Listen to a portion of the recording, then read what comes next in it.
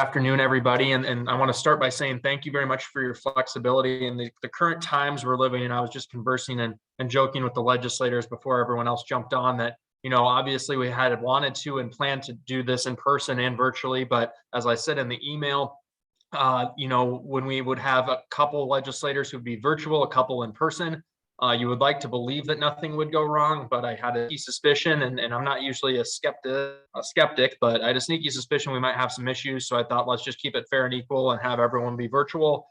So hopefully, we keep having to say this, but hopefully next month we will be able to offer that hybrid option. And I know a lot of people are chomping at the bit to get back for that interpersonal and those in person, because not only do some people enjoy that more for the information being shared, but obviously there's the networking and the being able to talk and ask questions and stuff offline. So we do want to get back to that. I just wanted to address that right up front. But I also wanted to thank everybody for their flexibility, whether it be the legislators, attendees, the library, for them working with us as well, to make sure that it was canceled and done in an appropriate manner. So I just wanted to start off by saying thank you for that. On another and moving in a different direction, I want to just say thank you too for your continued engagement with these opportunities within public policy. As I've said over and over, chambers, advocacy, and public policy operations, whether it's at the local, state, or federal level, are all super important. And that's something that I really think that we can bring to bear for the community at large in the region, just our service area as a whole. So I'm really happy to be able to provide these opportunities. And I thank everyone from the legislators who are participating from the panel and taking questions, all the way to the attendees who are fielding those questions and learning from them, and then also to our staff, obviously, who are also helping make this happen here at the chamber. So I wanted to start with that. Before we get into some of the kind of housekeeping and moving into the kind of conversation with the legislators, I wanted to first thank also the sponsors for this event. We have gold sponsors of Advanced Southwest Iowa, U.S. Bank, Black Hills Energy, and Southwest Iowa Association of Realtors, and small business sponsors, Pinnacle Bank and Teltner Peterson Law Firm. So we thank you for your ongoing support and engagement, not only in our activities by participating in them, but also with your financial resources to support them and make sure that they can be done in an appropriate and positive manner. Before I kind of turn it over to some of our legislators for opening remarks, just as I usually do, I think most of you are pretty used to now how we do these things. But what I'll do is I obviously have provided some of the housekeeping items, but what we'll do is we'll provide them some a brief time for opening remarks. There's been a lot that's happened in the last 2 weeks between funnel week last week and passage of a tax bill this week. So there's a lot to talk about, but I want to give them an opportunity to frame the discussion from their perspective and their side of things. And then we'll jump right into Q&A. I have some questions, obviously, that I plan on asking folks, but do feel free to use the chat function, and I'll be looking through that and vetting those and asking those questions as appropriate and accordingly as best we can and within the time limits that we have. And then also, I always try to, with about 5 minutes left, to provide them closing comment opportunities as well, them being the legislators, to really make sure that they can bring home some things, or if there's items that they really wanted to make sure on a personal note or caucus note, whatever it may be, that they're able to kind of address some of those issues as they see fit because of the effort and the service that they put forward on our behalf. So I want to give them that opportunity.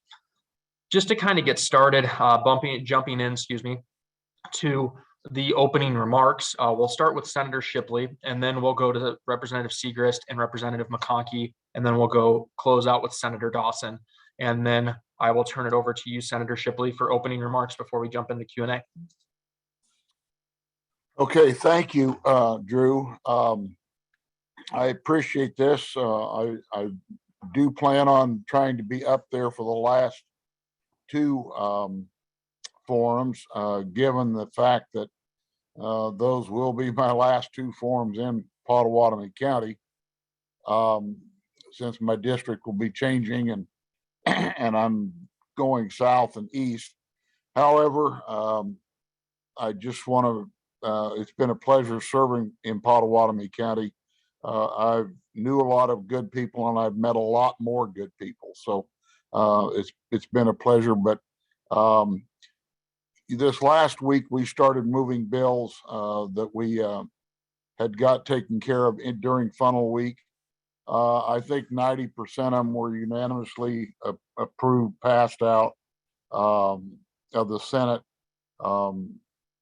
There are a lot of very simple things. However, we got down to the end of the week and I'm glad Senator Dawson is here to visit about it, because there's no one knows more about the tax changes that we made than he does.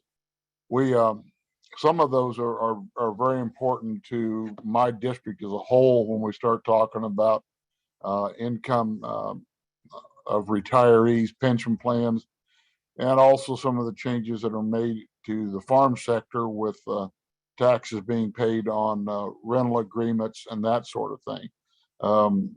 Those have been met with absolutely very big positive reception, and have been something that's been talked about for a very long time. Been working on some other things, but nothing really too big. Some of them, as chair of local government, we're dealing with EMS, how that is dealt with in counties, and also it's just a myriad of things. Like I say, almost all of them have been just a bipartisan approval in all aspects. Working with county attorneys on some judiciary changes. So it's really been something along those lines that I'm not very specific, because without having them laying right here in front of me, and many of them, like I say, when they're a bipartisan unanimous vote to pass them either out of committee or in the Senate, they're pretty mundane. I mean, they really aren't all that terribly interesting to talk about unless it's one person's particular issue. So I'll leave it at that, and I know we've got more questions coming down the road. Thank you. Thank you, Senator Shipley. And I did want to take a moment before jumping over to Brent, that I know you were, I was speaking with someone from MAPA yesterday, and they had said specifically you were really helpful in having leading a conversation about broadband in the area. So I just wanted to make sure I thanked you. And then Representative Seek also, he's not on here, but I know you two both played a big role in that, and that we're having some conversations with them on that. So I wanted to just note that because they mentioned you specifically. Let me just touch on that. With the funding that's being provided to deal with internet access, every area is rated as to what kind of level of service they're getting. And on paper, some areas look like they're getting very good service. The providers claim they're giving good service when in fact that's not the case. And so I arranged for some people to meet with the chief information officer to address some of these issues, and hopefully we'll get a resolution, because they are just simply not providing the kind of service that they claim they are. And so that's my effort, to try to help that get resolved. But thank you, Drew, for bringing that up. Yep. Thank you, Senator. And then we'll move to Representative Segrist, and then Representative McConkey, and close with Senator Dawson. Obviously, as Senator Shipley noted, has a lot to discuss on a few issues, which we'll also touch on in the Q&A portion. So Brent, we'll go to you. Yeah, I'll try to be brief. I've got a little bit of a cold anyway. My voice is going. I see Chuck Smith's on the call. I meant to call you yesterday, Chuck, but I'll get that done. I got busy. I was a little distracted. My dog was barking, and I just saw two red-tailed fox trot across behind my fence in my backyard. So wildlife is abundant in Council Bluffs, even on Lori Lane. Busy time since we've met last. As Senator Shipley has talked about a few things. I'm sure we'll get into the tax bill that was passed yesterday in more depth later. It's a pretty big change to the tax code in the state of Iowa, and does a lot of good things. So that took up a lot of time. And some of the other issues I know that the chamber is concerned with as it relates to things like TIF and Port Authority and things of that nature. I think you'll see some things start to move in ways and means now that the major tax bill is out of the way. They'll start to look into some of those other issues. As you know, the school funding portion has passed for the SSA, school supplemental aid, at 2.5%. The House also passed an additional $19.1 million in recognition of inflationary costs, which we're hopeful the Senate will take up. There are some other issues in the education area, the transparency issue, the parents' Bill of Rights, or what have you. Some of those are a little over the top, but at least in the House, I know we're working pretty diligently with school boards as well as ISEA, trying to get some language that will provide more transparency, but that isn't overly burdensome to teachers or administrators. And I think you'll see I think you'll see there it's something that will end up being fairly bipartisan and supported by quite a few people. At least on the House side, we're not going to throw anybody in jail because of library books or anything of that nature. That's just not going to happen. There aren't going to be cameras in the classrooms either. So we're trying to take a pretty reasoned approach to all that, but there'll still be a lot of things happening in that area. One issue that's a small issue, but of particular interest in Council Bluffs is there is a bill that's come out of state government concerning where the revenue from sports gaming goes. When the legislature passed that a couple of years ago, they didn't specify what would happen with the money, and it's $7 or $8 million. The bill that came out of committee says it will all go to community foundations and counties that that don't have casinos. We made it very clear that that isn't going to pass that way. And I think when we're all said and done with that, some of that sports gaming money will go to the QSOs, such as Iowa West Foundation, because that's the fairest way to do it. So that'll be a little bit of a battle, but I think in the end, we'll get that taken care of in the proper way. Numerous other things, but I'll leave it there so we can move on to specific questions people have. Thank you, Brent. And Charlie, before I turn it to you, I do just wanted to let you as the legislators know that there is media on the call. They got on right as Brent got on. I just think it's always fair to note that in these things. So I just wanted you to know that there is media on the call. And with that, Charlie, I will turn it to you.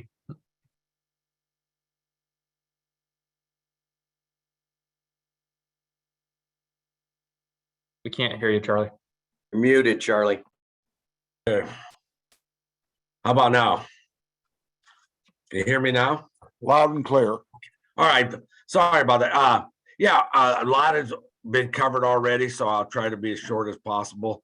I want to thank you guys for having us this monthly meeting where we can kind of catch up on what's going on in our community.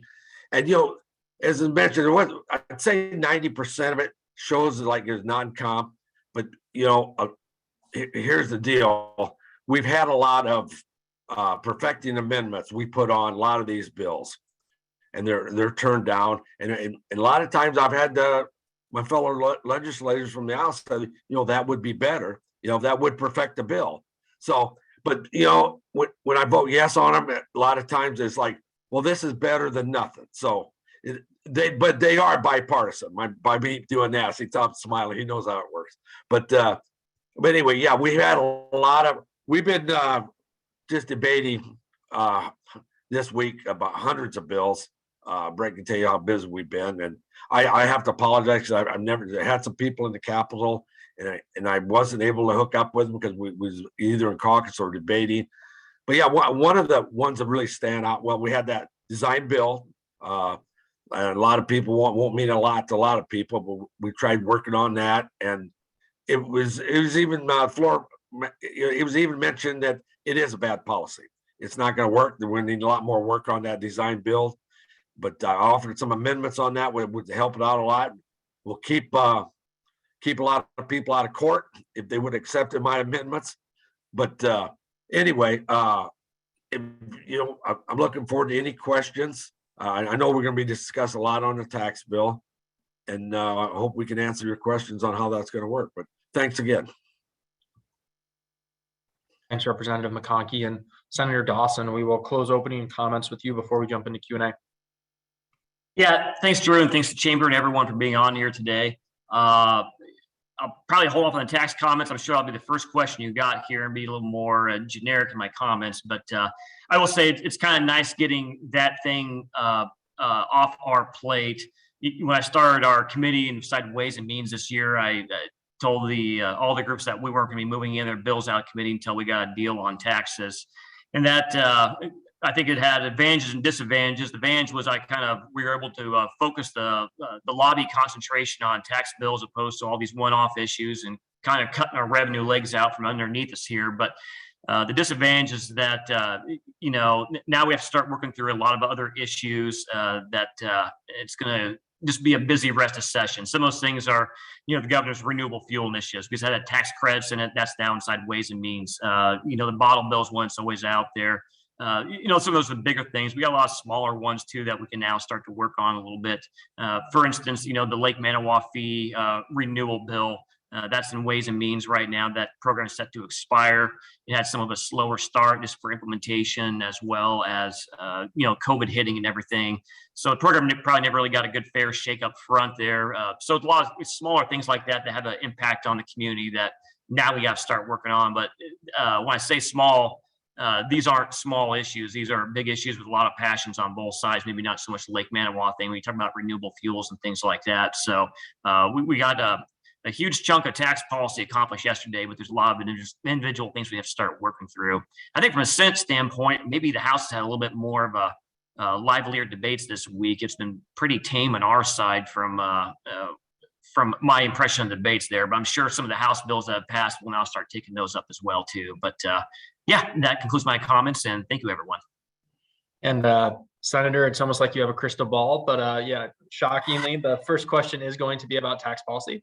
And we'll start with you, being that you're the Ways and Means Chair, and then we'll go to Brent, and then Charlie, and then Senator Shipley. So could you just talk a little bit about the tax compromise? I know there's a lot in it, but I just wanted to give you an opportunity to discuss what ultimately was passed and has headed to the governor. Yeah. And, when we ever talk about the tax bill, I think it's always important to kind of give a quick little snapshot of where we were, right? And when I say where we were, I start back in 2018 when we passed our first tax bill. Iowa, our personal income tax rate, which is what a lot of our smaller businesses pay as well. I mean, obviously all individuals. We were 44th, one of the 6th worst in the nation for our top rate, right? And then our corporate rate, we were ranked at 49, is with the 2nd worst. And just from, I know I said before, but this was a big win yesterday for Western Iowa, right? When you look at Nebraska, where their rates have been at, they just cut their corporate rate down to 7.2% here this last session. And their top rate was it's around 6.8%. Ours was at 8.9, right? So this has been a multi-year bill to try to get our rates more competitive, not just from a national standpoint, but just from purely our neighbors. We had the worst income tax rate, on the corporate. I think Minnesota actually might have beat us there on the corporate, but on individual income tax. So, like when it comes to business looking where to relocate or people live, right? There's advantages to living over in Nebraska from an income tax standpoint. Now, maybe not from other standpoints there. And it's a holistic look, whether it be education, whether it be housing, property taxes. But we really, especially South Dakota, our friends up in Sioux City there, when they're looking at a 0% income tax state, that does matter for a lot of people, particularly businesses as well, too. So we went from 8.98 back in 2018 to what we just passed yesterday. And that was probably the biggest thing that we, for an accomplishment, where in the 4-year period, we will have a flat tax of 3.9%. And I think that is going to be a major boon, not for our families, but for the small businesses on the western side of this state. We won't be ahead of South Dakota just yet, but every other state we will have substantially jumped ahead of. Now I say substantially, like by double-digit percentage points when it comes to our tax rates. I was talking to Dickinson and Clark here over the summer a little bit. We had a little small group, and they were talking about some of their counterparts over in Nebraska, and they said that people should start taking notice of Iowa, what they've been doing in taxes, whether it be some of the other provisions, like accelerated bonus depreciation, 179, these other things here have been driving down our rates. But that was this summer and people started taking notice. And now I think instead of just keeping up, will be able to leap ahead in the end. I think Nebraska is just now talking about cutting their 6.8% rate down to like 5.9. I mean, whatever they're looking at right now, Iowa is going to beat them and beat them substantially. And I think that's a great thing for our families and our businesses. On the corporate side, the Senate and the House were always clear from day one that we know we have a horrible corporate rate. We went from, I think, 49th to 47th when we did our tax bill back in 18. But we know it needed addressed. We had to address the credits. And I think that was a part of the good compromise yesterday, is that while we started a pathway, it's like this little ratcheting mechanism on corporate receipts to take it from our current rate down to about a 5.5% when it gets there. We also were able to eliminate approximately $50 million in credits. I think we definitely, the House and Senate delivered on that promise. There has to be some type of people coming to the table here and realizing that our systems can't be just all cuts. There has to be reforms. So we accomplished that as well, too. And that is finally, when we constructed this, if people don't know, we have $2 billion in the Taxpayer Relief Fund, and that's a special funding code that scoops off a bunch of monies every year. In statute, it can only be used for tax relief, right? That's why this thing was created 10 years ago. And when building this bill out, we really don't need to go into it that much at all. Year 4, we start extracting some monies a little bit there. But we are leaving that $2 billion to provide some continuity, right? So what we built in the end was this a smoothing mechanism, if you will, so that if revenues drop below 3.5%, it will create an automatic transfer there. Not only helps us to make sure that we can complete these tax cuts, but as well too, that should there be an economic downturn, that we can also provide, what the promises that we made on government services and everything along those lines. And 3.5% is a fairly conservative number on that. Most years we're probably about 3.6 or 3.7. Look at historical average on receipt growth. So I think this is a huge win yesterday, not for just the entire state there, but particularly for, I'm really proud of what we were able to do for Western Iowa from a tax structure and a business standpoint. There's some things that we weren't able to address in the bill, primarily a lot of sales tax issues that seem to be kind of sticking point in the debate a little bit, or some of the negotiations back and forth. And we're going to keep on working those issues going forward. That's why I'm still here at the Capitol today, to kind of pick up some of those pieces and figure out the nuances there. But from overall, I think we got a great product on the table, and we will continue some of the things that were, I call unfinished business, but you're going to see them refiled in bills here before long to continue those conversations. Thank you, Senator. And we have some of those items on the list of things to talk about here in a little bit as well. Jumping over to the House side, Brent, do you want to have a little bit of a conversation as well as kind of as you see the tax proposal and compromise from your perspective in the House Republican caucus?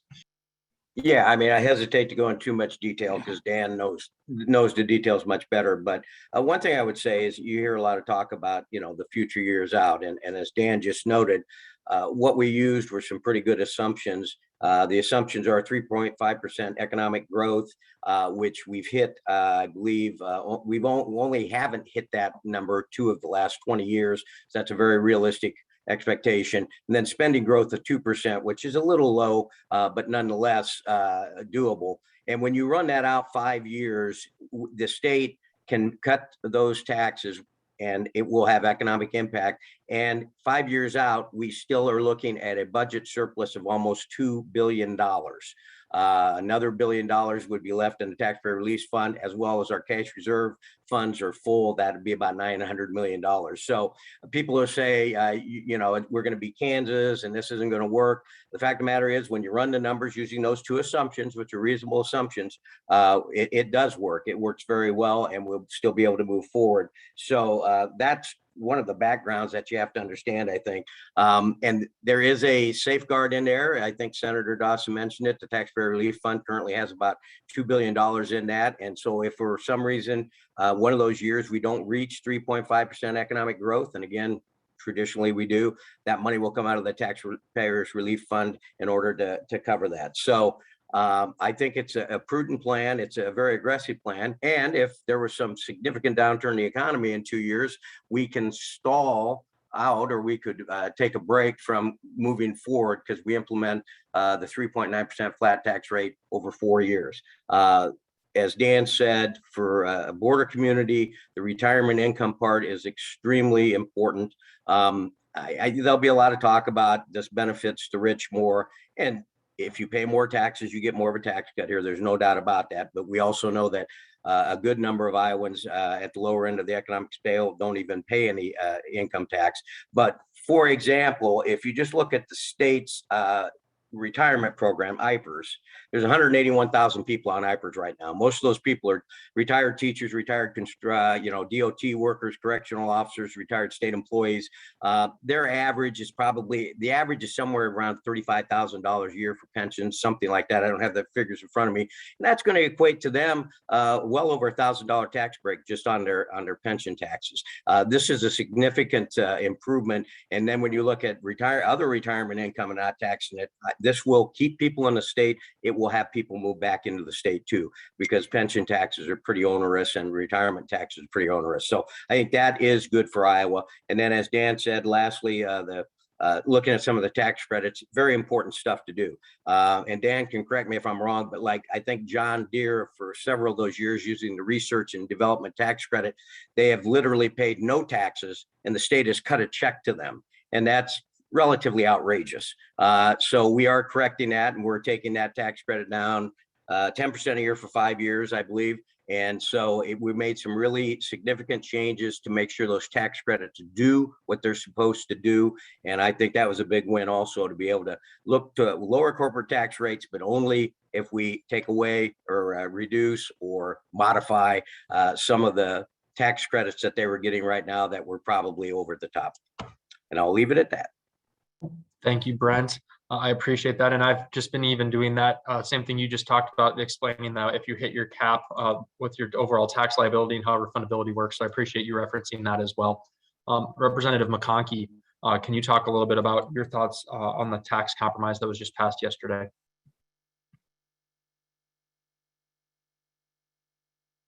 You're muted again. We need you to unmute, Charlie.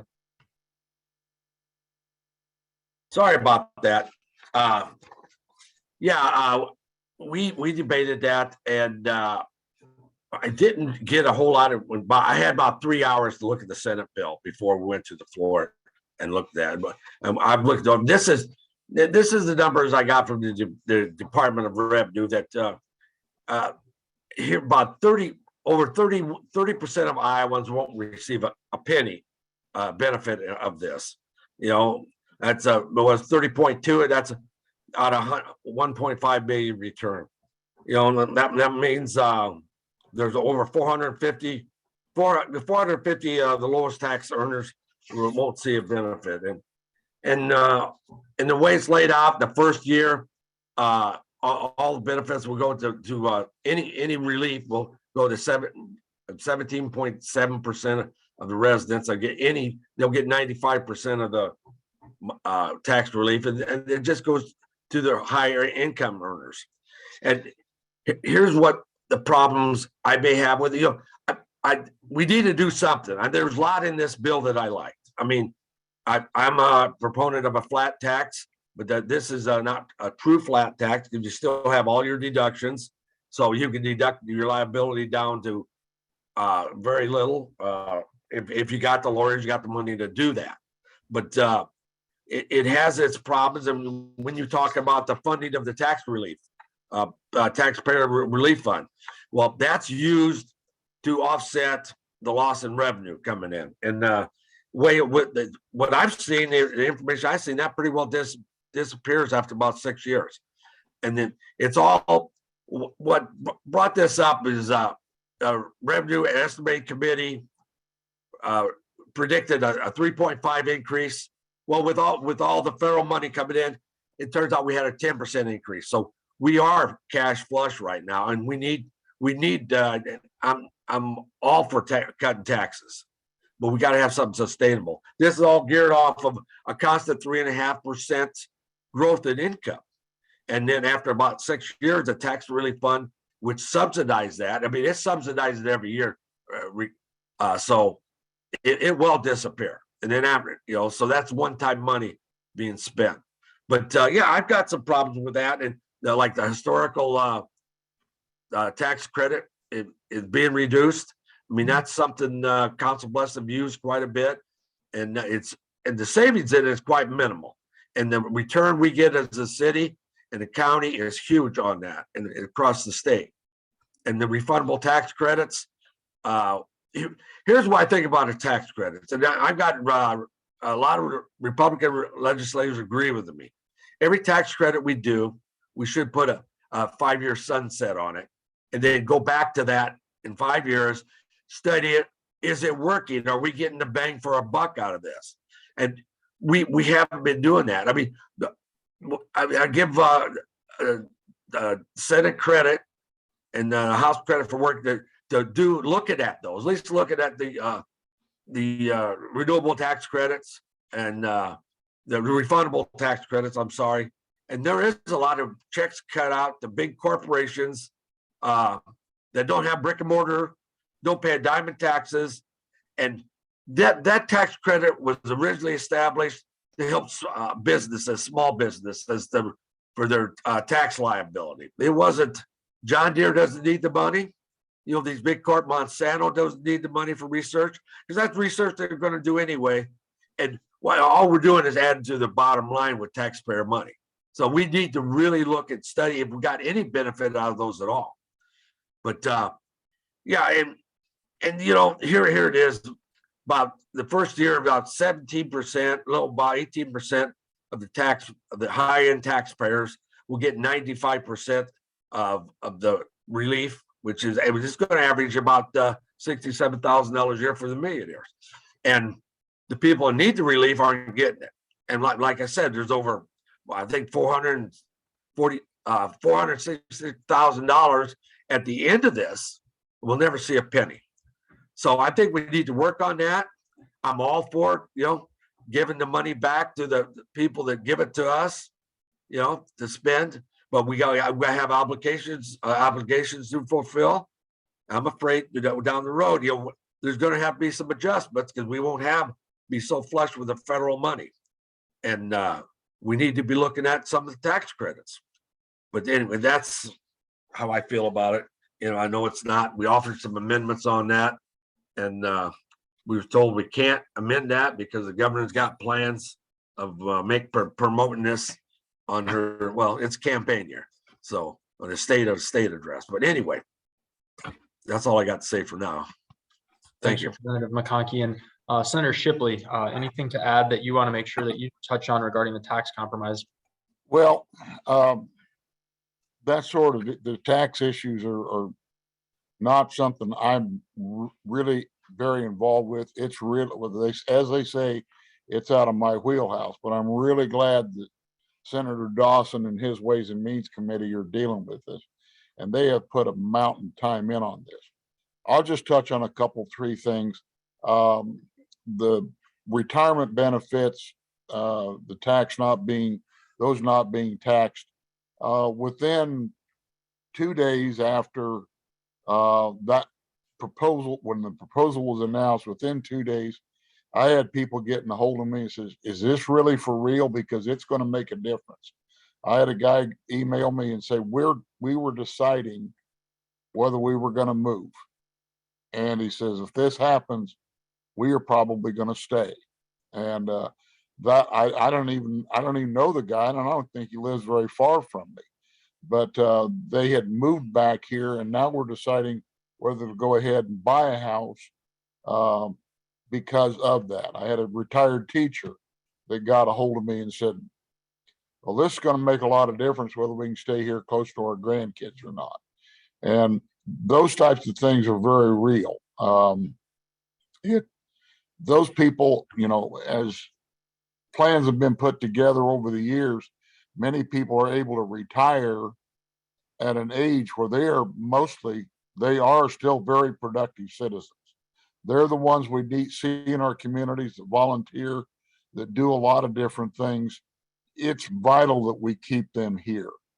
And it kind of goes the same way with some of the changes we've made on income off of rents, off of farmland and so forth like that.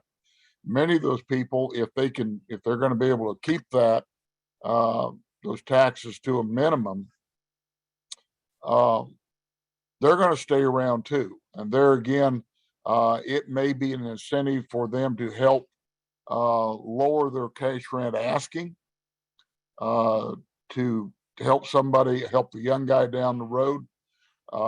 There's a myriad of things in this, I think, that are going to be beneficial, not the least of which is a better rate. We talk about tax credits. Well, that's been talked about since I got to the Senate 8 years ago. We need to do something about tax credits. Just went on over and over again. Well, here we go. Now we've done something about some of that. And tax credits, some of these incentives are very, they're misunderstood. I know I got an email from a guy that was very unhappy about Economic Development Authority working with beef processing plant over at Tama. And what he was talking about wasn't what was really going to happen. The state of Iowa was not going to issue a check to those people. That's not what that was how that was going to work.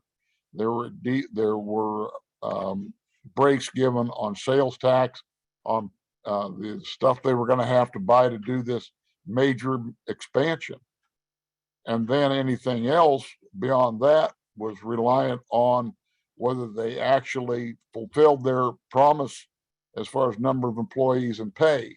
And I can assure you folks that if some company gets these incentives and they don't follow through, our Director of Economic Development Authority, she has no problem going back after those people and getting that money back.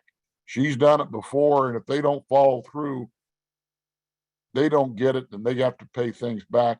Doesn't happen very often, but occasionally it does. And it's happened to some big players, and they've had to reimburse the state back any money they got. But there are some of these things are just not very well understood. It's not like checks are being old. Some of this has been happening. That's been changed, and a lot of that's going to be clipped back. Thanks, Senator. Those are important notes to make when you talk both about how the high quality jobs program works based on your qualified wages for your area and meeting those thresholds, on the fact that there are tax credits and sales tax exemptions and things like that, not direct checks. So thank you for making those points. I did have a follow-up question from Mayor Walsh, and I'll go back to Senator Dawson, and others can add things in as well. But this really is in his wheelhouse, especially because it deals with LOST, the local option sales tax. The mayor says, Dan, thank you for your, Senator Dawson, thanks for your help with the sales taxes. Is there hope to capture local option sales tax on internet sales? There was an 18% shift on internet sales from bricks and mortar to retail due to the pandemic. That represents a $1.8 million loss for City of Council Bluffs annual revenue as a result. So question is there anything to look at for local option on internet sales? Yeah, thanks, Matt.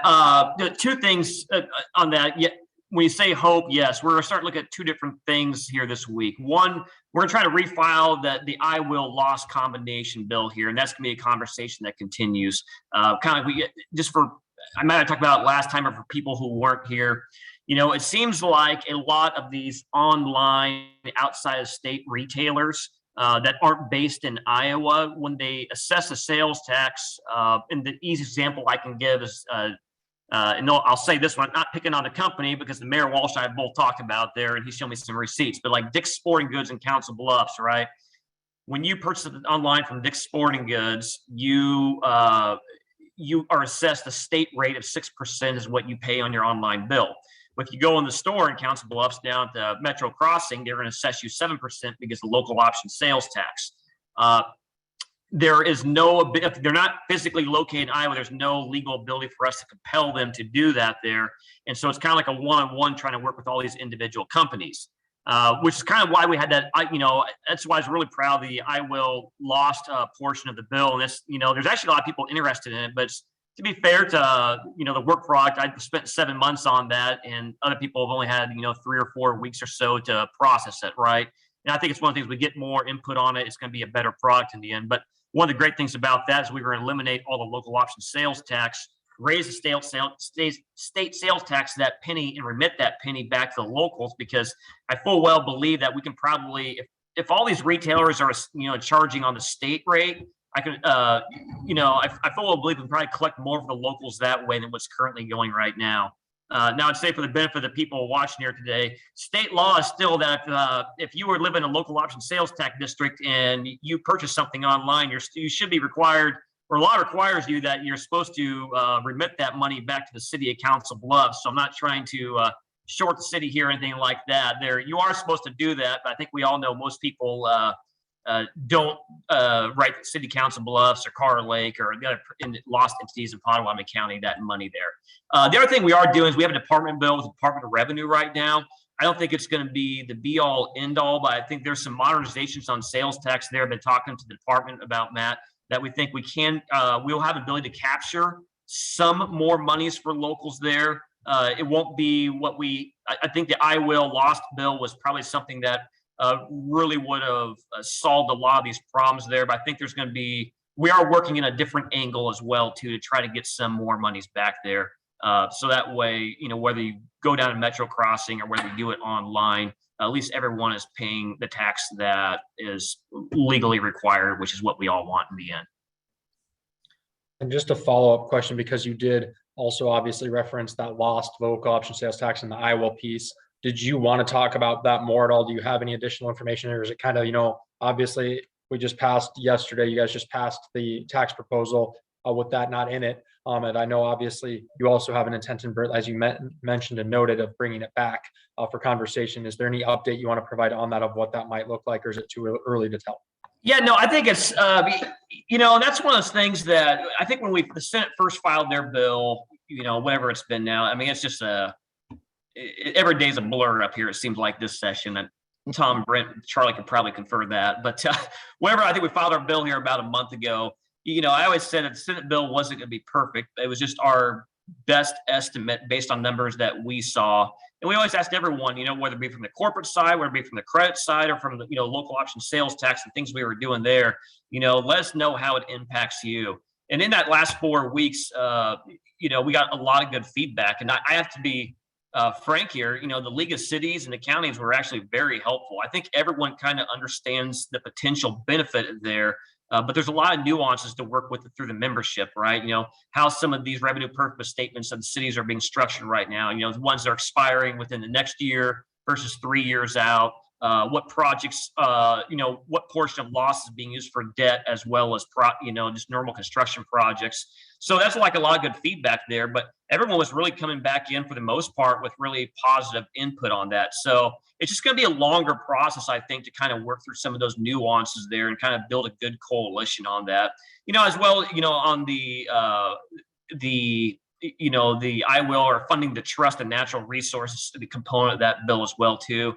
When the governor brought all the different groups together a few years ago to kind of renegotiate that formula to get something done, that was pre-COVID. And, Matt Walsh alluded to here, COVID really kind of changed a lot of our sales tax structure and how people purchase things. And a lot, it's really kind of exploded our sales tax in some form or fashion there.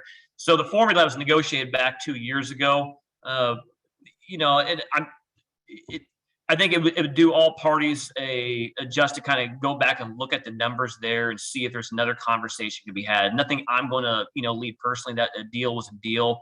But I think it would be helpful for everyone there, because one of the, the big concerns is, and I think there's, a lot of merit to this, right, is the one particular portion when it comes to, land acquisitions, right, where the government can purchase, a private property. And that causes a lot of concern in the rural areas there when, you're using taxpayer dollars to, potentially buy out a farm, that where, let's say Tom or Brent or Charlie would want to go purchase, 40 acres out in the county. And of course, anyone individual selling it's going to sell it to the highest bidder. And then, some entity comes in with government dollars. So they're basically using your tax dollars against you to basically bid up the price and bids you out of being able to, purchase some additional land. So I think we have to be kind of thoughtful about that as how we go about, what the right way on that is. There's some been bills around here that I'm not sure if they're the best answer to deal with the land acquisition, and that's just me leaving it there at that. But at the same time, too, I think some people are just got to put their heads together on this entire issue and come to the table on agreement. Because I mean, quite frankly, when you have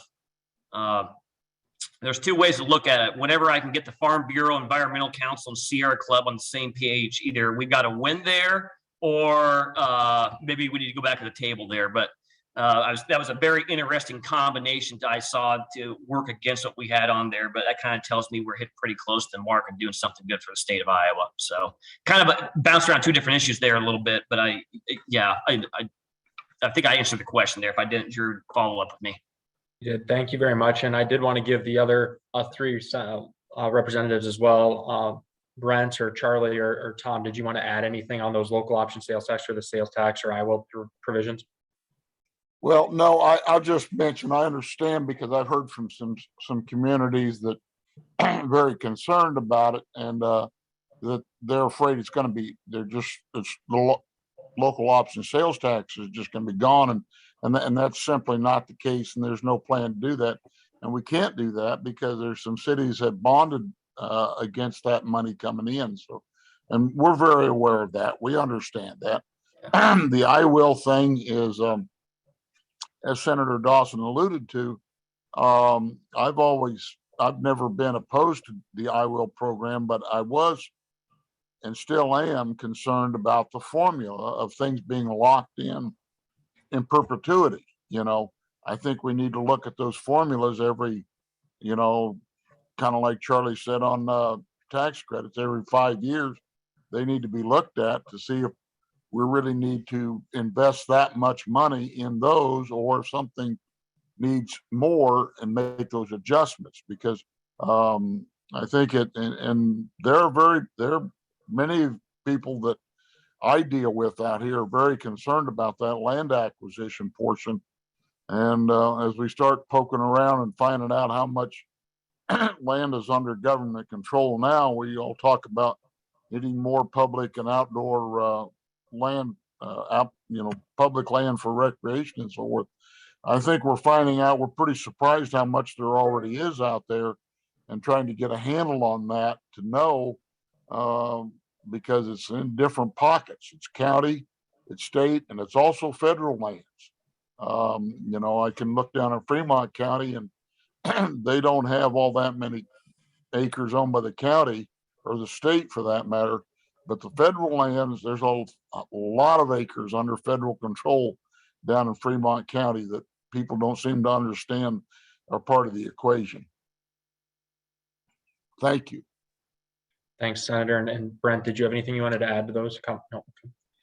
No. The next thing that I wanted to kind of jump to is something that's obviously really important in addition to the tax conversation. Is, Brent mentioned to us last week when we were meeting with them at the Capitol during our Leadership Council Bluffs meeting. I believe there's 7 buckets of money for budget targets with the appropriation subcommittees, and obviously both the Senate and the House have revealed their budget targets. So I think it's important that we have a conversation about that too, because that really also sets the tone to be able to move forward with the session towards adjournment.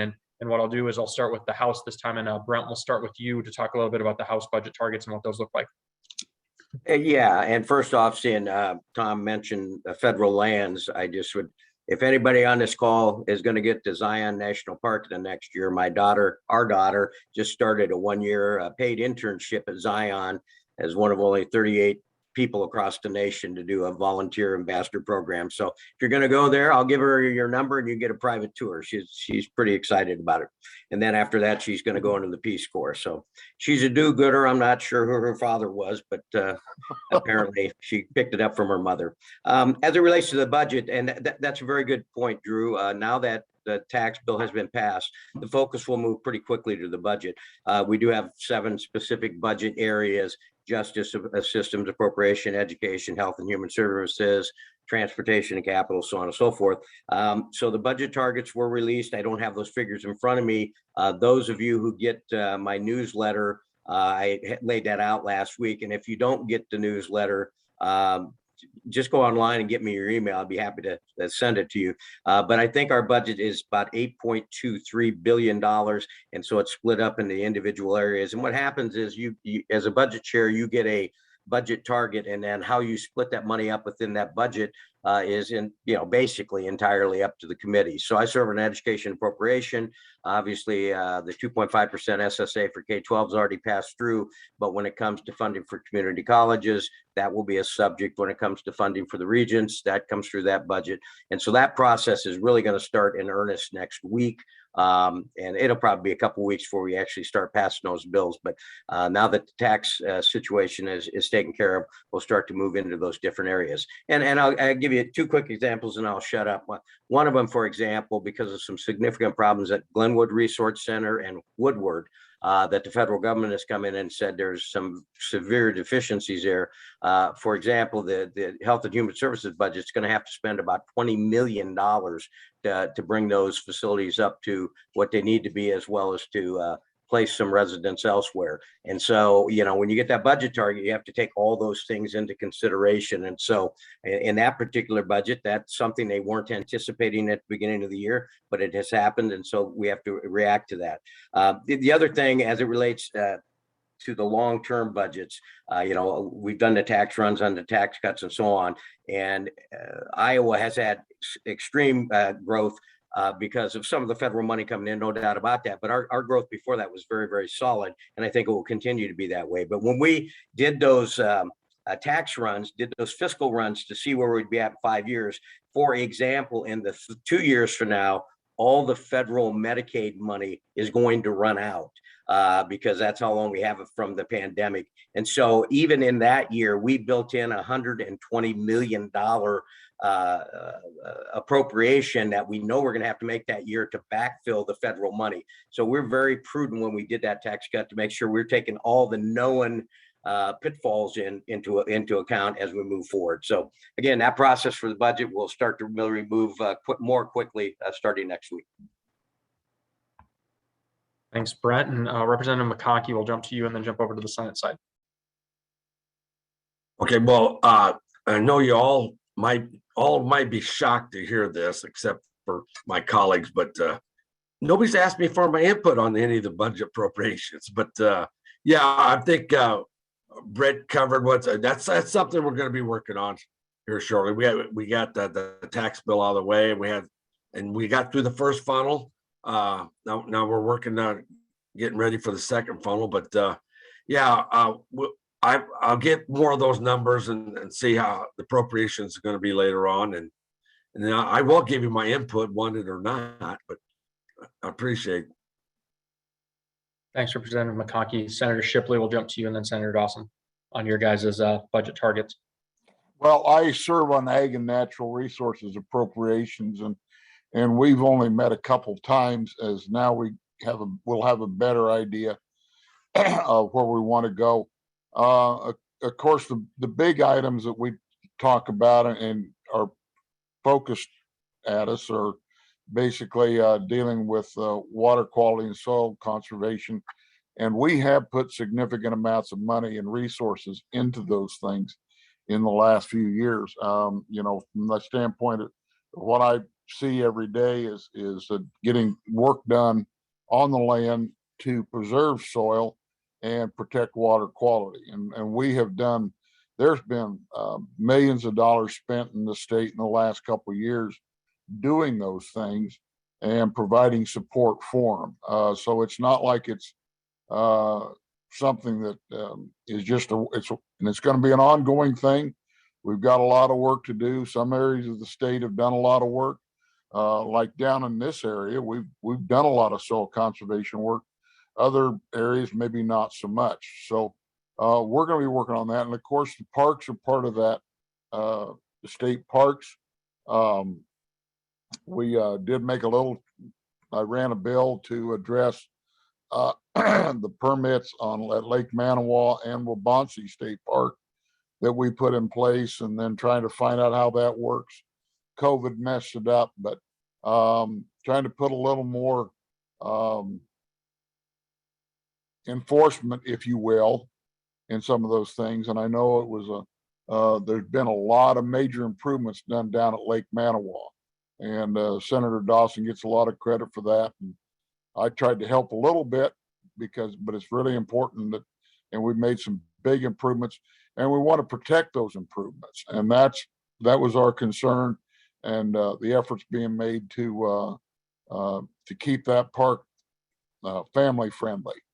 So we're the outdoor resources in Iowa are huge, are very important. We know they are to a lot of people, and we're just trying to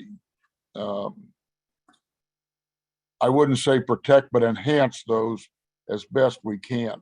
It's important to note that many of our budgets and Ag and Natural Resources, what we appropriate, that's only half the money those departments spend, because the other half comes from the federal government. So many things are paid for out of federal dollars, but they're still taxpayer dollars.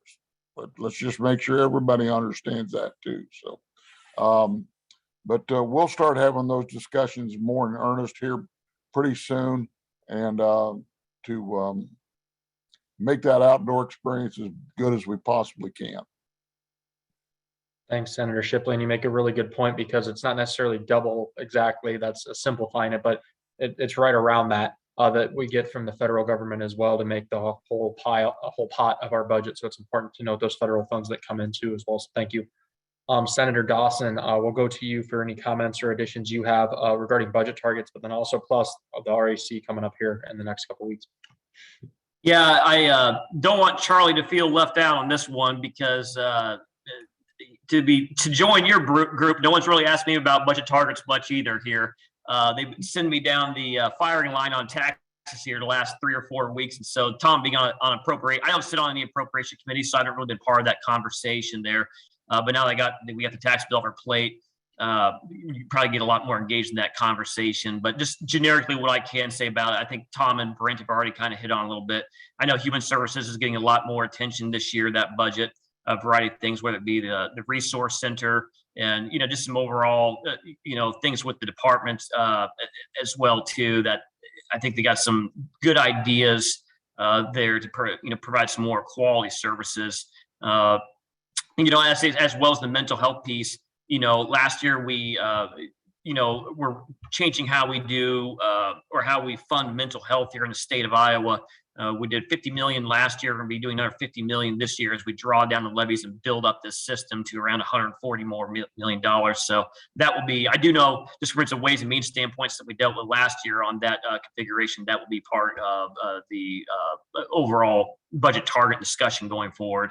And then, Tom mentioned as well too that the parks is, I don't know why the place is kind of weird a little bit. Some years things get more traction than other years up here, but the parks definitely have a lot more of the conversation piece this year, which I think is a good thing. Mostly, a couple of the ideas out there might not be the most beneficial, I'd have to say as well too. But I'm happy to see our parks get that attention.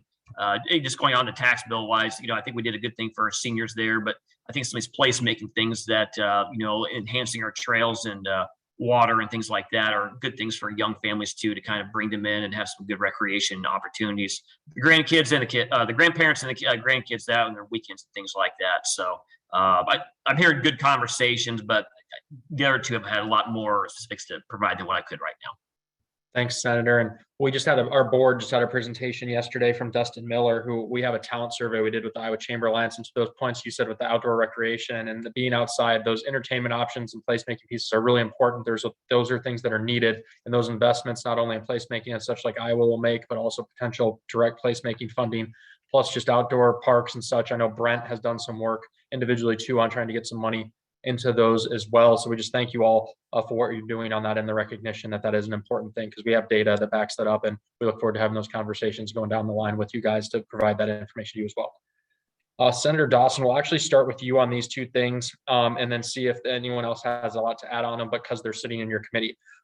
Land banks and port authorities, anything on those two that you think would be of value for this for the attendees to know? Yeah, so we'll start with land banks because we just moved that out of committee here later this week. And that is a bill that's been around here in some form or fashion for about 4 or 5 years. I'm hoping this gets a little more traction this year, which is why we're trying to that was something I want to give a little bit more attention to from a committee standpoint and get it out, because I don't believe it's a companion bill over in the House to get this process a little further along than it's been in previous years. But the idea behind land banks is that for dilapidated housing, it's another tool in the toolbox. So right now, the city or the county, just take Potawatomi County, that's our home, right? The best example. There's dilapidated housing in Carr Lake, there's Council Bluffs and Avoca, and out in the county area, right? Well, for the most part, it's up to, one of the city departments to kind of deal with that issue or try to bring a nonprofit group in to deal with that issue, right?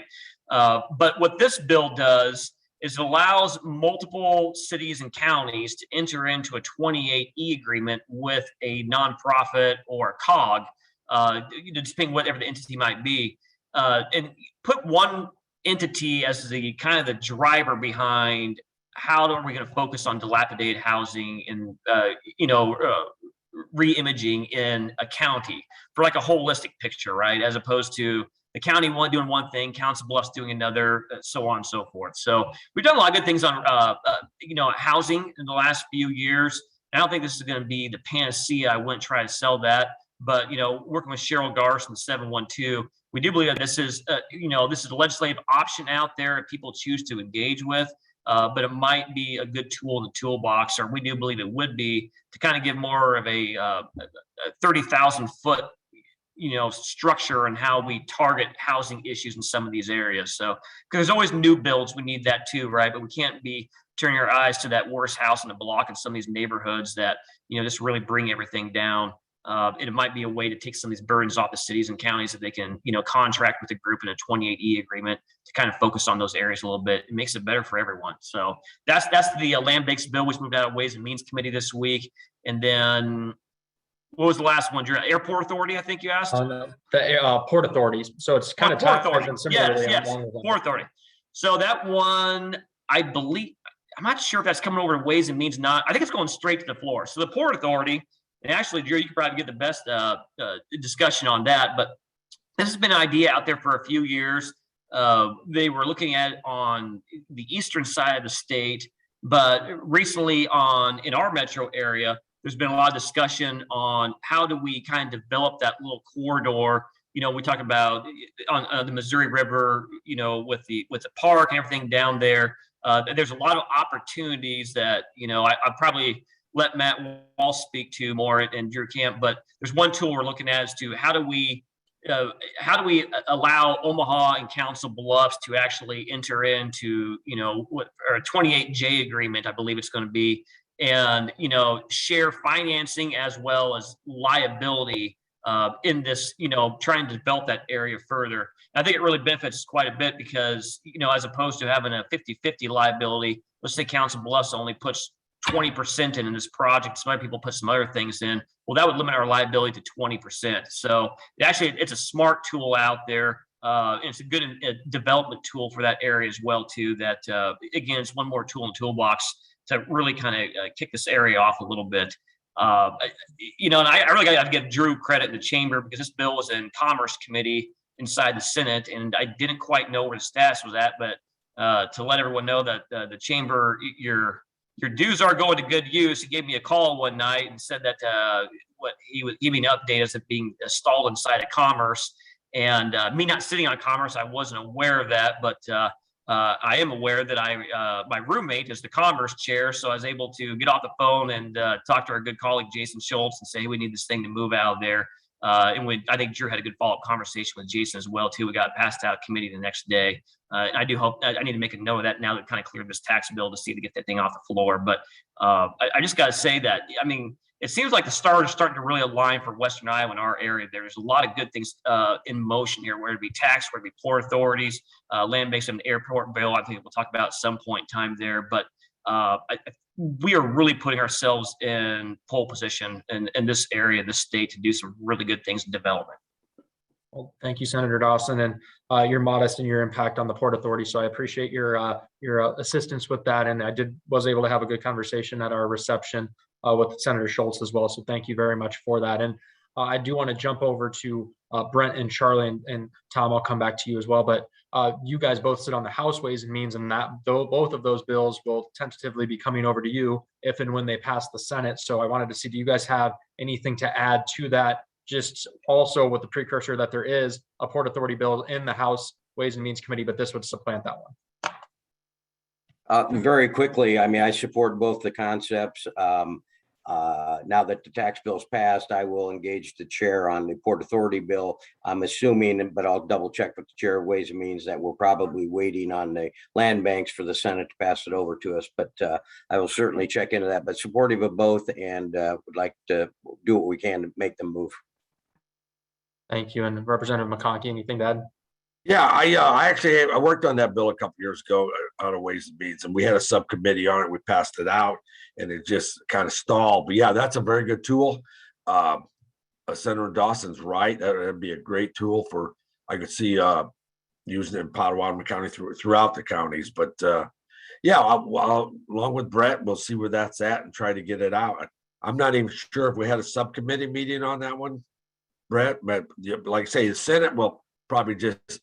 But that'd be a sister bill, and we'll just adopt that one then. But yeah, I'll see what I can do. Talk with Brent and see if we can talk to Representative Hines and see if I can get that out. So. Well, thank you. And to Senator Dawson's point, it is on the debate calendar in the Senate now, as he mentioned, jump straight to that. So thank you I wanted to note that as well. And Senator Shipley, did you have anything you wanted to add on those two items? Not particularly. I think it's, the land bank thing, I've looked at that a little bit, and it certainly has some value to communities all across Iowa. Every place has got something that needs to be cleaned up and repurposed.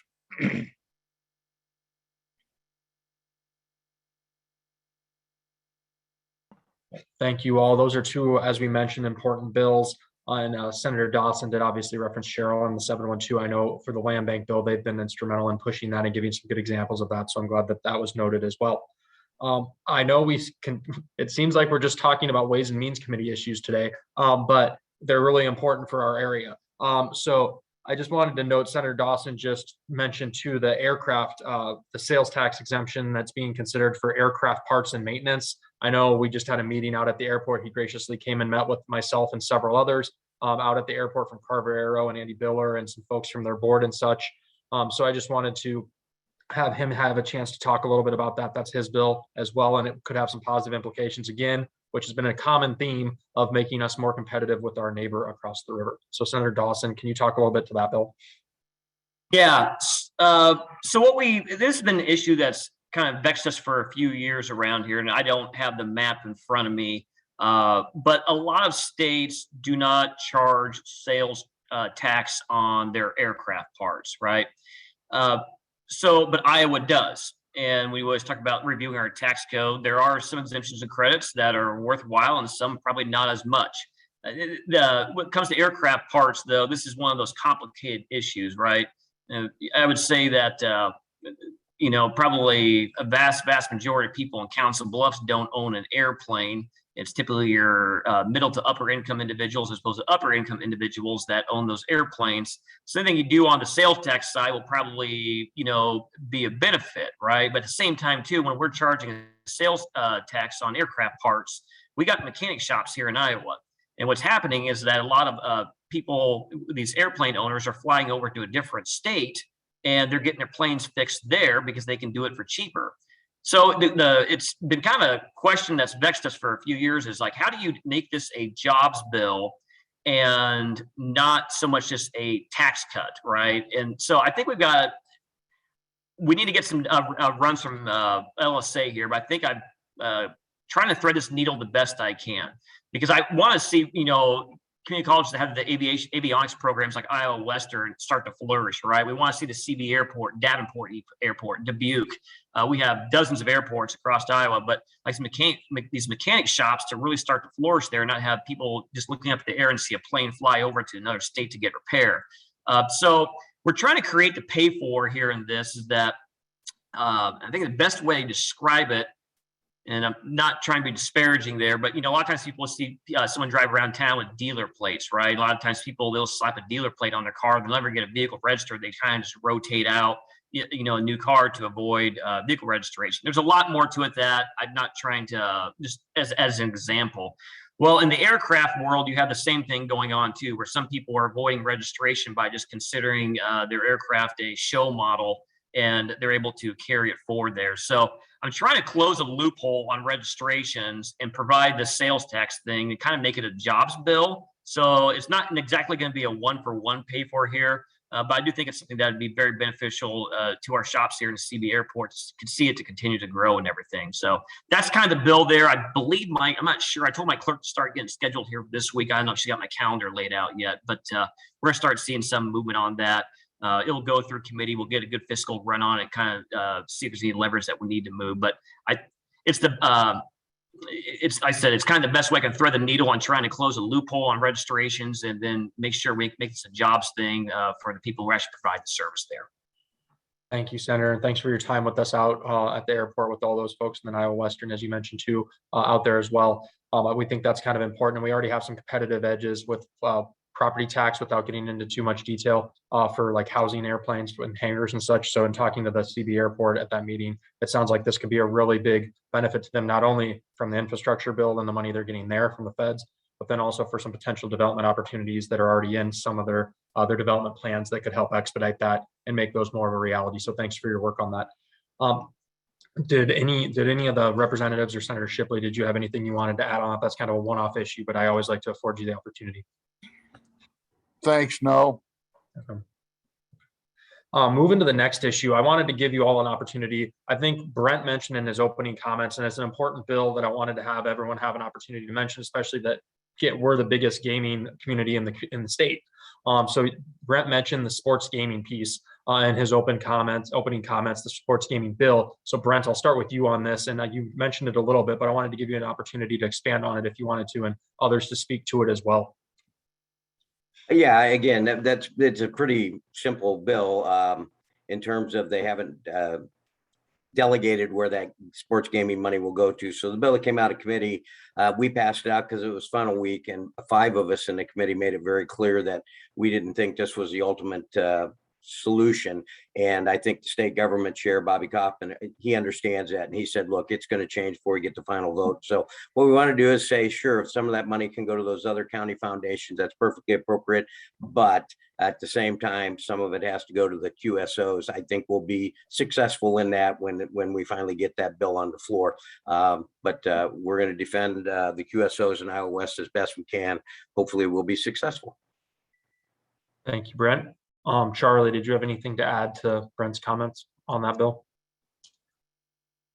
No, I believe Brett covered that pretty well, and that's yeah, I'm in line with that. We need to get something like that done. And then Senators Shipley and Dawson, anything to add on that from the Senate side? Well, it has got some attention, surprisingly, from out here in more than 50 miles from the casinos, because we have foundations out in other counties that certainly could use some of that, but knowing full well that the money's generated there where it's at, I understand how this is going to have to work out. It's just going to have to be a give and take. Thanks. And Senator Dawson, anything to add? Not really. I just been made aware of this issue inside that bill this week. It's something again, now that I'm kind of repeating myself, but now that we got this one piece of legislation done, I'll circle back around next week and get some more context on that, because I wasn't aware of that impact. Well, thank you. We appreciate that. And Brent, I know we especially appreciate you mentioning the QSOs as well, obviously, because Iowa West has been good to most, if not all of us on this call, so, and to our community in general. So thank you for noting that. And then construction manager at risk came up as well early on in the call. And I know Mark Pullman from HDR put something in the chat and wanted specifically as an engineer for me to thank you for passing that. But Charlie, we'll actually start with you on that. So can you talk a little bit? I believe it was just yesterday that bill passed in the House for construction manager at risk. So can you talk a little bit about that, and then we'll go to Brent and then jump over to your colleagues in the Senate. Yeah, that bill, everything's running together now. We have so many bills, but yeah, I had an amendment on that bill to help straighten out the legal parameters that could come out of this. What it does, it's a 2-division bill, kind of like one of them is construction manager risk, and the other's a design bill. And the construction manager risk, there's 2 ways of building. I know Brett or Tom or Dan probably go in more detail about it, but yeah, the problem we had with the bill, well, there's several problems. I offered an amendment because the construction manager risk could enter into labor agreements and then realize that he underbid the project, and he can void labor agreements and not pay the wages or what benefits they had coming. And that's just, well, the National Labor Relations Board, you're going to have, it's federal, and there's going to be some lawsuits if that ever happened. Now, I don't know if that's going to happen that much, but that's some of the problem with that bill. Representative Dale Monson offered a amendment on that would straighten a lot of that out. And it didn't go as close, but I was surprised it was really down to the wire on that one. And Representative Dale mentioned on the floor, this is just bad policy. And I believe he's right. You know, we're going to have problems with this. I mean, what it is, a lot of your cities and the universities use the design bid, but it just could run into a problem. So I wasn't in support of that bill. It needs a lot of work, and I don't know if it's gonna, it should. It's Senate file, so it's going to it went unamended, so it's going straight to the governor. I think it's still got to go back to the Senate, Charlie. Because I think you may be right. I think so, but neither here nor there. I don't. We did amend it, so yeah. I don't know if it's got to go back. I think it got amended. I think it got amended in committee though, from what it originally was. I may be wrong. What? Yeah, I could be wrong. As it may. Yeah, I'd have to check. No, Charlie brings up a couple good points there. I did support the bill. It's been around for several years. It is there are some problem areas in it. And as Charlie just said, he's probably right. This will be there'll be some lawsuits brought about this. They had labor lawyers. We had some that talked to us that said, no, this is going to be okay. And others said that it wasn't going to be okay. So it was not there was bipartisan opposition, but obviously not enough.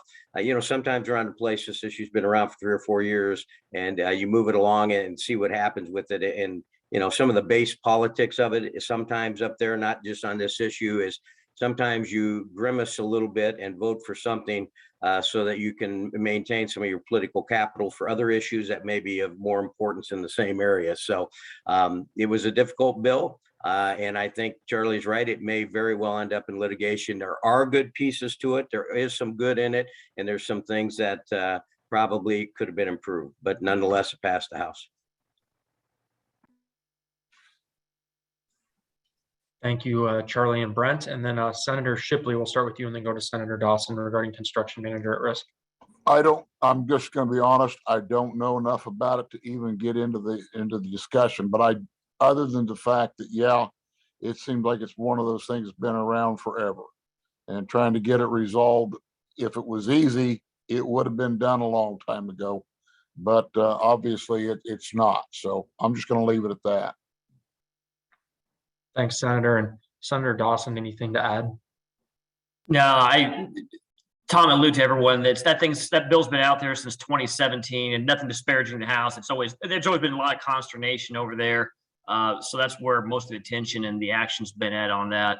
And that's where I do agree with Charlie. It seems like whenever you throw a bunch of government money at something and there's lawyers involved, there's lots of money to be made in litigation, and that thing will be litigated going forward there. And that's one of the ways of the world, I guess, unfortunate or not. Thank you all. And then another big issue that's also being looked at, and this will be our last question, then we can jump into closing comments to end things out here by 1:30. But there's a workforce bill that's been put forward, and it's kind of being looked at in different lenses in both chambers, but it really ties together unemployment changes, medical malpractice, which we've talked a lot about as border community, and then trucker tort reform liability as well. So I wanted to just talk a little bit about that as far as what's the status of that bill as one big lump sum, and then the potential going forward, if there's any talk or considerations to potentially pull them out. Like, for example, the medical malpractice, being that's something we've talked about for over a year now, being very important for our community. So Representative McConkey, we haven't started with you, I don't believe, on one of these issues. So I wanted to start with you on this, and then we'll go to Brent and then back to the Senate again. Okay, yeah, that's actually 3 bills that couldn't succeed on their own or put into one bill. The medical malpractice, the unemployment bill is a huge section of that, where it just pretty well guts unemployment. It does real damage to the unemployment.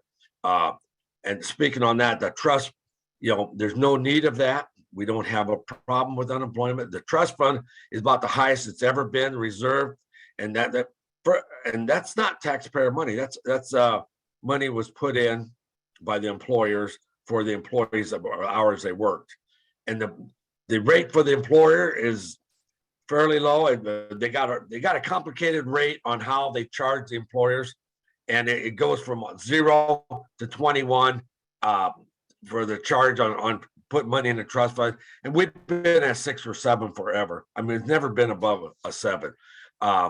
What they want to do, they want to cut 10 weeks off unemployment, down to 16 weeks unemployment.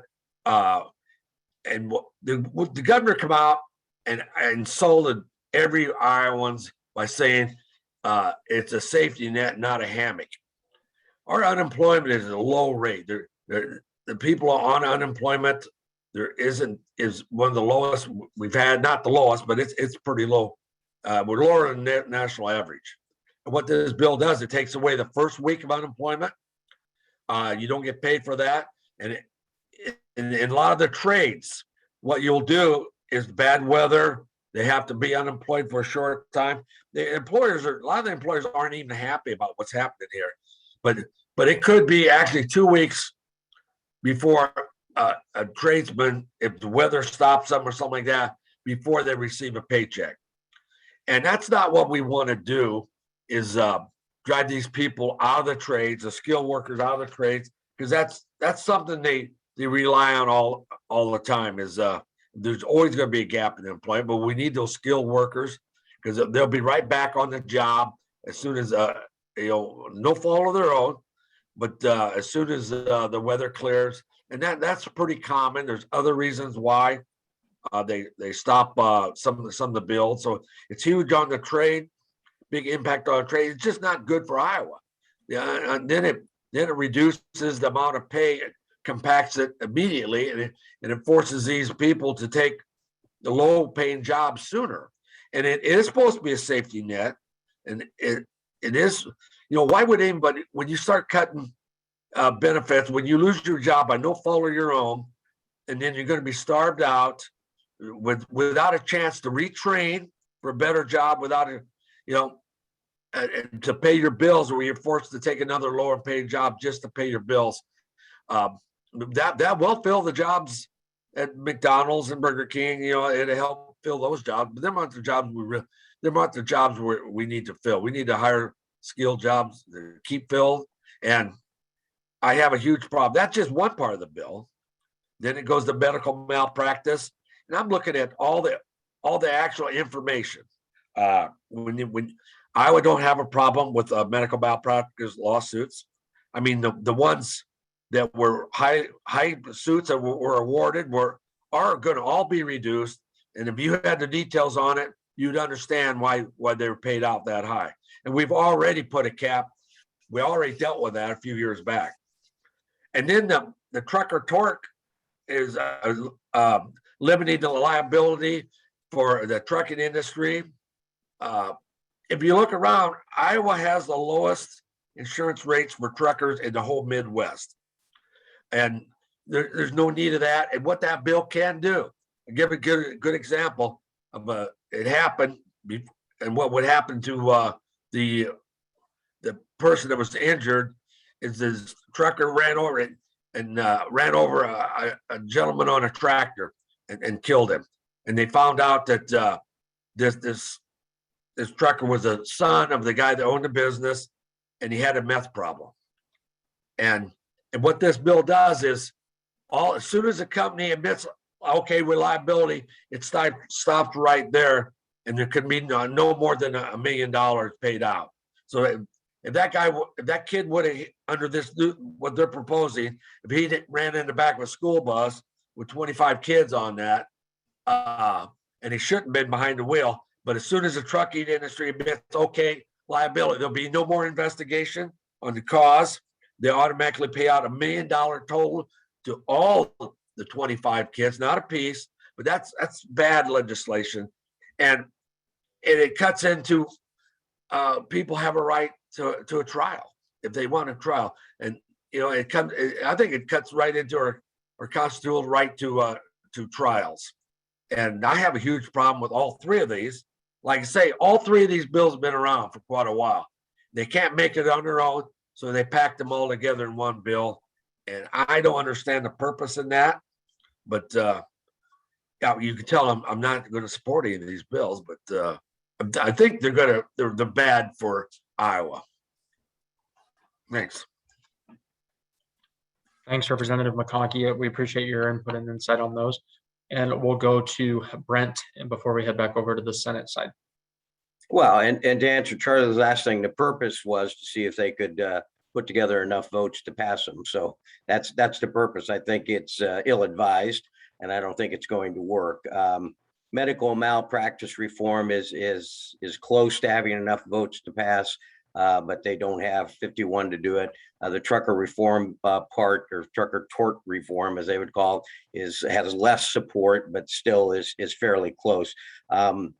And I don't disagree with Charlie in terms of some of the cases that have been settled in Iowa, but we do have kind of a unique perspective in Council Bluffs with having to deal with doctors that can go to Nebraska where there is a cap, or Iowa where there isn't, and insurance and so on. So it's a complicated issue. I do think the bill as it is, I think it's got $1 million cap. I think that's too low if we go with that cap.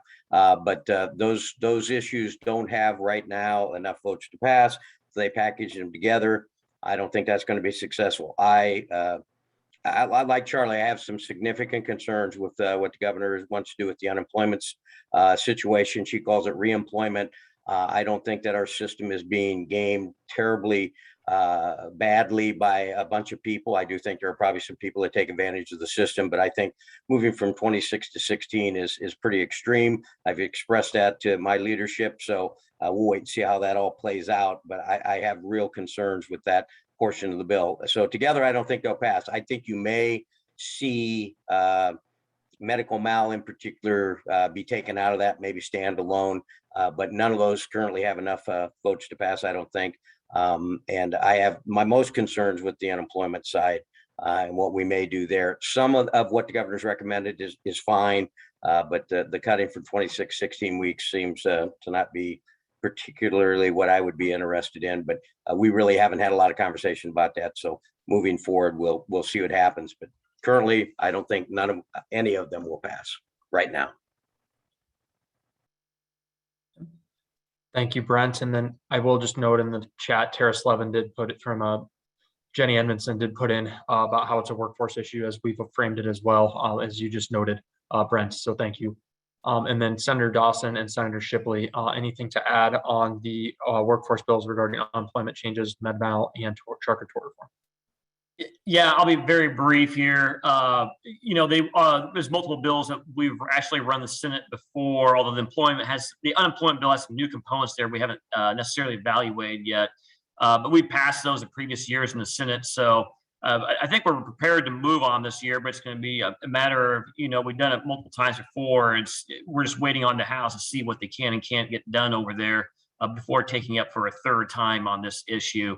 I'll be very, very brief. I guess I have a different perspective on the medical malpractice portion of the bill. I've been very supportive of that. And, Drew, like you mentioned, what Tara said there, it definitely is a workforce issue. I hate seeing people, and Tom Shipley can speak to this better than anyone. I hate seeing Iowa residents having to go across the river to get a service because a doctor won't come over to Iowa because of having to pay or not wanting to pay high insurance premiums. So thank you. Thanks. And to your point, Senator Shipley, I was kind of hoping we could end with you on that because Senator Dawson kind of referenced that as well. But the floor is yours for discussion on unemployment, med-mal, and trucker tort. Well, the issue he mentioned a year ago, I was in Nebraska Methodist Hospital, and I was started in Red Oak Hospital, and they were going to send me to either to Methodist or Jenny Ed. And since I was going on a Friday, I had to go to Methodist because through no fault of Jenny Ed, great facility. There was no guarantee I could have a neurologist around for the weekend. Obviously, Nebraska Methodist could. I guess you'd have to figure out why. I got my own suspicions, but I think it kind of goes to the conversation. So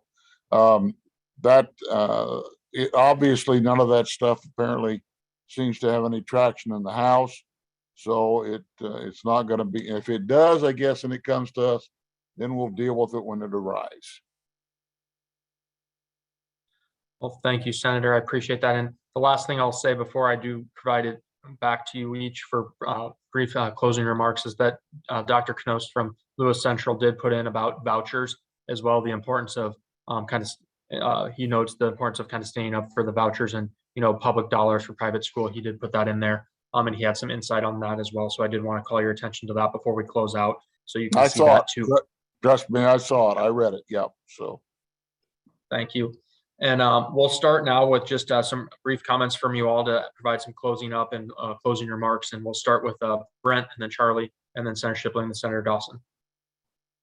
Yeah, just briefly, again, thanks for whenever you contact, please give us a little flexibility, as you've heard us say before. I think I had 120 emails yesterday, and it's hard to get through all of them. A lot of them form emails, but eventually I hope to get to them. I know I just responded to a couple last night that were like 2 weeks old. It gets pretty burdensome, so I apologize for that. We're going to move ahead. Every year there's about 2,000 bills that are introduced, and we end up passing about 200 of them, give or take. And we're well on our way to that. We probably passed about 60 bills in the House this week. Most of them, as was referenced before, non-controversial, pretty much unanimous support, but nonetheless, they are important in some area. And so the tax bill is out of the way. And so I think we'll move on to the budget now. And as you hear things, feel free always to reach out, because sometimes you hear things and there's no chance of that happening. For example, the cameras in the classroom bill. I mean, teachers were understandably upset about that. And but if you'd have contacted some of us, we could have said right away, no way that's going to happen, which is what the case was. So when you hear things, feel free to reach out. Some things have wheels and legs, and some don't. So unfortunately, there's 150 legislators. They can all introduce whatever ideas they want, and they do that. Some of them are kind of onerous, and they set a tone that really isn't there, but the media rightfully reports on it, but it kind of makes it sound like it's worse than it is.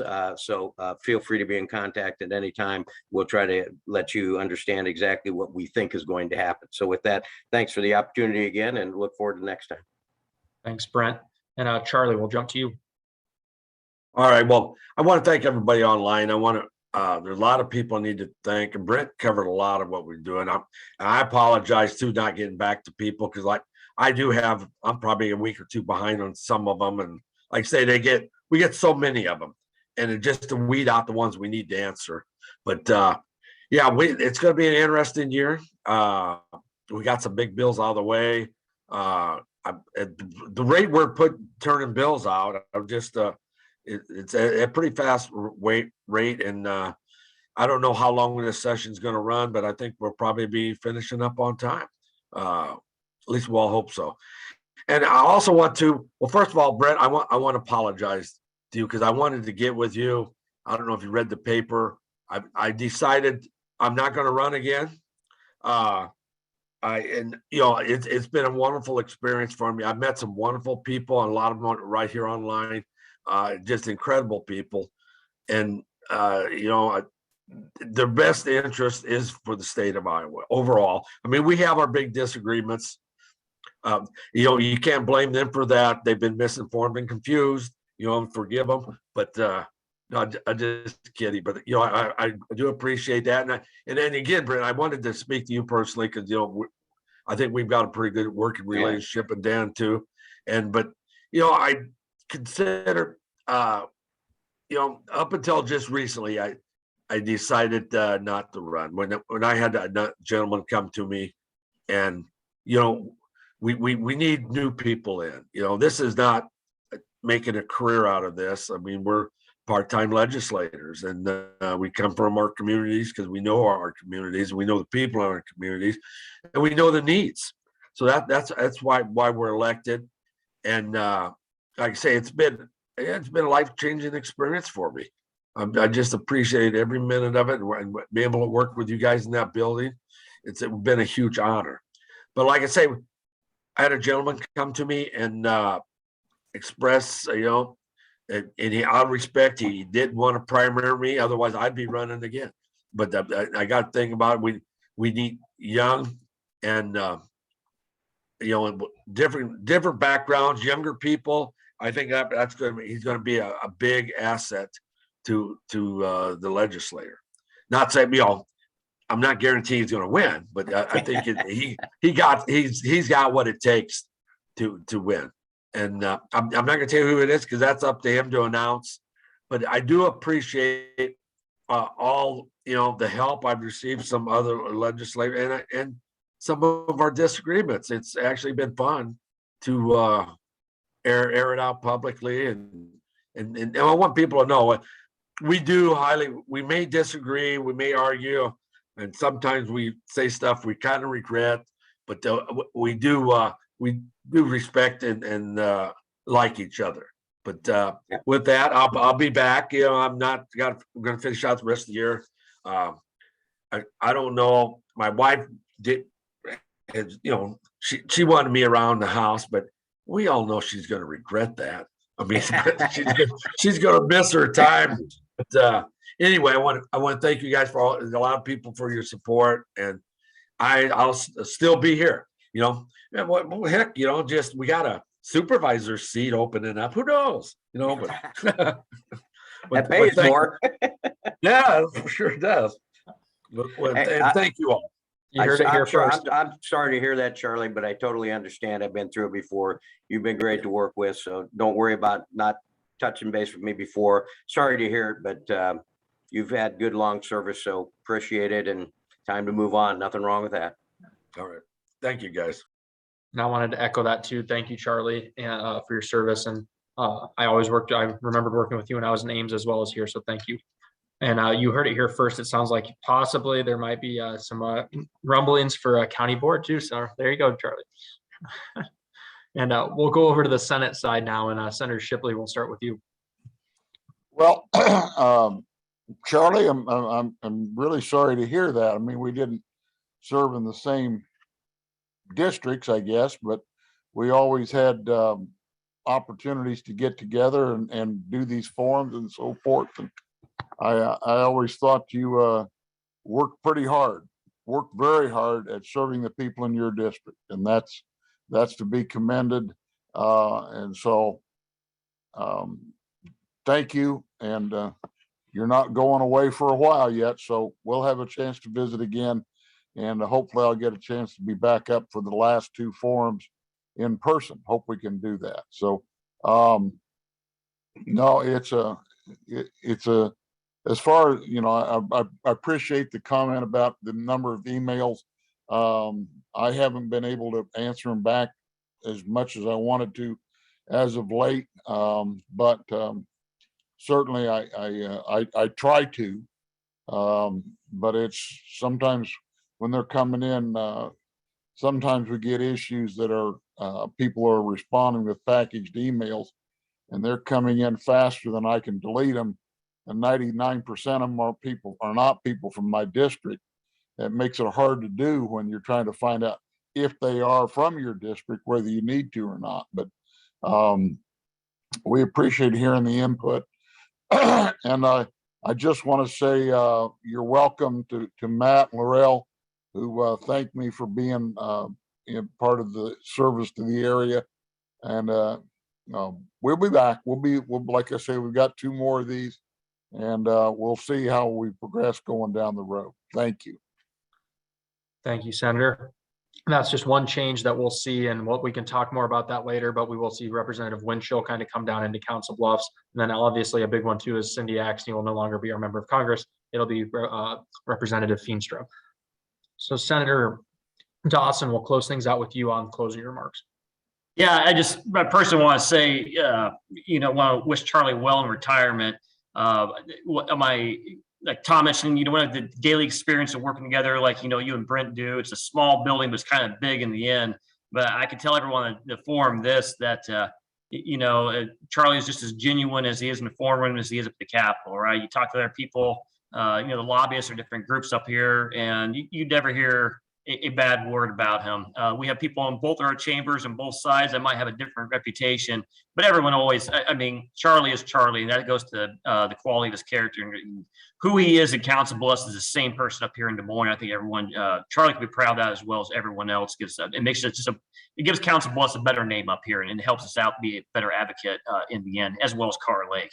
And finally, I just want to say that, what we did yesterday was historic, not just historic from a number sense or how we restructured things a little bit, Tom mentioned earlier on, we talked about credits for 6 years up here, and this is the first time that we took $50 million off the table on some of these credits that, probably were too lavish here. But beyond the historic nature, we're really starting to pick up steam in Western Iowa here a little bit. I mean, you start to see some synergies come along with a variety of things that we're doing. And I just could be more proud of the legislation that, we're starting to get through and get signed in the last few years here. Just my perspective, the last 6 years, we're always trying to figure out how we can get Western Iowa in a better position.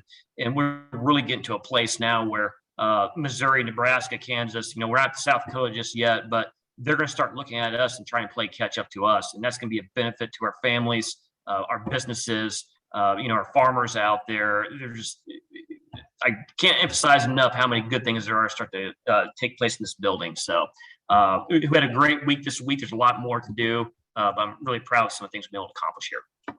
Well, thank you, Senator. And to that point, there's a lot of reasons why we're starting to see that positive momentum and synergy like you talked about for Southwest Iowa, some of which are obviously from each of you on the work that you're doing in Des Moines, some of which are from a lot of people on this call, and just the community at large really pushing in the right direction. So we really appreciate all that you do to support the community and the chamber, to really make sure that we are moving the needle forward in a positive direction. So thank you very much for the work that each and every one of you do. It's a lot of time. And as I said at our legislative reception, it's a sacrifice too, especially for those of you who have young children at home and stuff too. You spend time away from them, you miss things. So it's very much appreciated, the work that you do, even though you are, as I think it was Charlie said, part-time legislators, you do miss a lot and you do put a lot of extra hours in. So thank you for the work that you do. I also want to thank our sponsors. I won't go through all of them again. But I want to thank our sponsors once again, and I want to thank everyone for attending and for their flexibility as we've kind of had to pinball back and forth between virtual, in person. As we talked about before, the goal is to be in person next month. We are continuing to get good news, obviously, out of a variety of different areas. I'm really looking forward to getting to do more together with folks. I think it's going to be good news and it's going to be good for all involved. So thank you all for your continued support of the Council Bluffs Area Chamber. And we look forward to having one of these again next month and look forward to working with you legislators going forward until we adjourn. So thank you all. Have a great weekend. Thank I you. want to thank you all for everything in the chat, and I appreciate it. Bye, everybody.